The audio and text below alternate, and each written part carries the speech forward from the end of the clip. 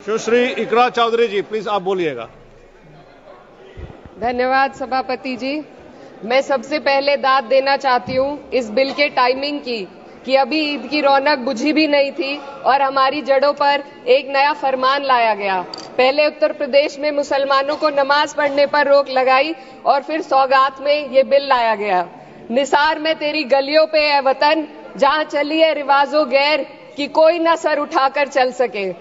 मैं सभापति जी आपको ये बताना चाहती हूँ कि ईद के मौके पर एक विधवा महिला अपनी लड़की के साथ मेरे पास आई और उसने बताया कि वह एक वक्फ की प्रॉपर्टी में रहती है, वही उसके सर पर छत का काम भी करती है और उसकी रोजी रोटी भी वहीं से आती है।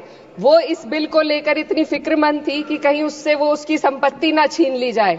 वो अकेली एक ऐसी महिला नहीं है, ऐसे लाखों लोग हैं जो वक्फ की गरीब महिलाएं जो वक्फ की संपत्ति से अपना रोजगार चला रहे हैं। और ये जो वक्फ बाय यूजर क्लॉज के हटाने से लाखों वक्फ की जायदाद अपना स्टेटस खो देंगी और लाखों लोग इसी तरीके के लोग सड़कों पर आ जाएंगे। वक्फ क्या है? वक्फ बाय यूजर क्या है? इसका ये मतलब है कि कोई जायदाद अगर सालों से दीन और भलाई के कामों के लिए इस्तेमाल हो रही हो तो वो खुद ब खुद वक्फ मानी जाएगी। हिंदुस्तान की अदालतों ने भी इस बात को तस्लीम किया है। वक्फ बाय यूजर सिर्फ वक्फ बोर्ड को ही मिली कोई खास सौगात नहीं है, ये बल्कि सभी अन्य धार्मिक ट्रस्टों को परंपरा और यूज के आधार पर बिना किसी डॉक्यूमेंटेशन के धार्मिक चरित्र को डिक्लेयर करने का राइट मिला हुआ है। भारत के संविधान के आर्टिकल 13 क्लॉज 3 में कस्टम और यूसेज को कानूनी वैधानिकता प्रदान करता है। इसी आर्टिकल से वक्फ बाय यूजर भी निकला गया है। इस बिल के कानून बनने पर वक्फ बोर्ड तो इस प्रोविजन से हाथ धो बैठेगा, लेकिन अन्य धार्मिक ट्रस्टों को यह सुविधा जारी रहेगी। इससे भारतीय संविधान के आर्टिकल 14 और 15 का सीधा उल्लंघन है, जो धर्म और जाति के आधार पर भेदभाव और कानून के सामने सभी की बराबरी पर जोर देता है।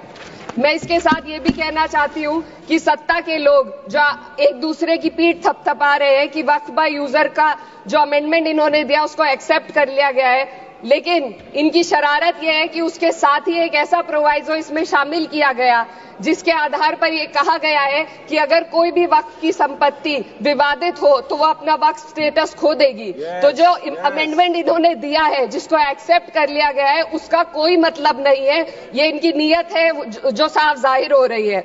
सोने पर सुहागा एक काम और किया है, सरकार ने वक्फ की कानून के सेक्शन 107 को हटाकर लिमिटेशन एक्ट में 12 साल तक ही किसी के खिलाफ अदालत में जाने का प्रोविजन है। सेक्शन 107 में बोर्ड को लिमिटेशन एक्ट से राहत मिली हुई थी। वक्फ बोर्ड कभी भी अवैध कब्जाधारियों के खिलाफ अदालत जा सकता था। अगर ये सेक्शन ना हो तो अवैध कब्जा करने वाले लोग कानूनी प्रक्रिया का फायदा उठाकर वक्फ की प्रॉपर्टी को हड़प सकते हैं। अन्य धार्मिक ट्रस्टों पर भी ये लिमिटेशन एक्ट लागू नहीं होती, तो फिर वक्फ बोर्ड के साथ ये सौतेला रवैया क्यों किया जा रहा है? धर्म को देखकर दोहरी नीति क्यों अपनाई जा रही है? सेक्शन 107 और वक्फ बाय यूजर को अगर एक साथ पढ़ा जाए तो इससे लाखों वक्फ की प्रॉपर्टी पर कब्जा किया जाएगा। इसलिए ये बिल मुसलमान की भलाई का नहीं बल्कि उनके वजूद और विरासत को मिटाने का बिल है।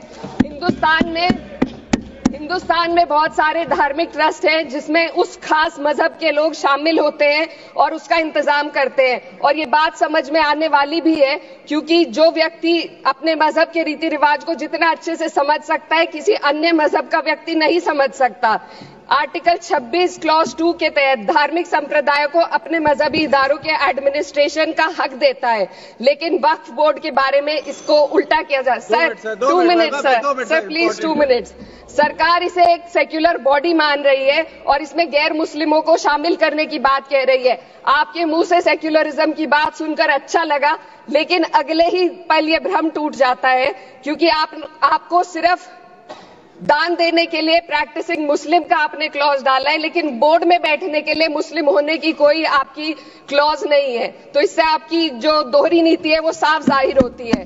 ये वही सरकार है जिसने राम जन्मभूमि ट्रस्ट में ये लिख दिया कि जिला अधिकारी भी अगर होगा तो हिंदू होना चाहिए। कोई मुझे बताए कि वहां पर सेक्युलरिज्म का रस क्यों नहीं घोला गया।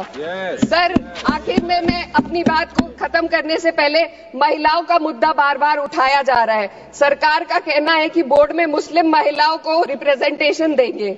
इस कानून से पहले भी मुस्लिम महिलाएं बोर्ड में मेंबर रह चुकी हैं और मिनिमम 2 का प्रोविजन था, उससे ज्यादा भी हो सकती थी। सर, मैं ये कहना चाहती हूँ कि सरकार ने महिलाओं के लिए ऐसा कौन सा नया काम किया जिसका ढिंडोरा सरकार का हर सदस्य पीट रहा है।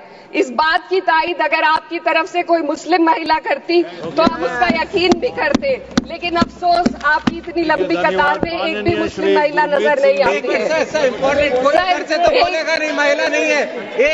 मैं खुद एक मुस्लिम महिला हूँ, मैं सिर्फ एक सर मैं माइनॉरिटी महिला हूँ। इस सदन में हम सिर्फ 2 महिलाएं हैं और उस नाते से मैं ये बात कहना चाहती हूँ कि इस बिल के माध्यम से मुस्लिम महिलाओं को कुछ नहीं मिल रहा है। ये हमें कुछ नहीं देना चाहते, सिर्फ टोकनिज्म हमारे नाम पर बनाकर एक नैरेटिव मीडिया में चलाना चाहते हैं। तो ये बिल मुसलमान की भलाई का नहीं, उनकी पहचान को मिटाने का है। सर, अंत में मैं बस यही कहना चाहती हूँ कि कागजों की कैद में बस नाम रह जाएंगे, वो जो हमारे थे सिर्फ दावे में रह जाएंगे। इस बिल के द्वारा मीठी ईद के जायके को कड़वा करना, यही असली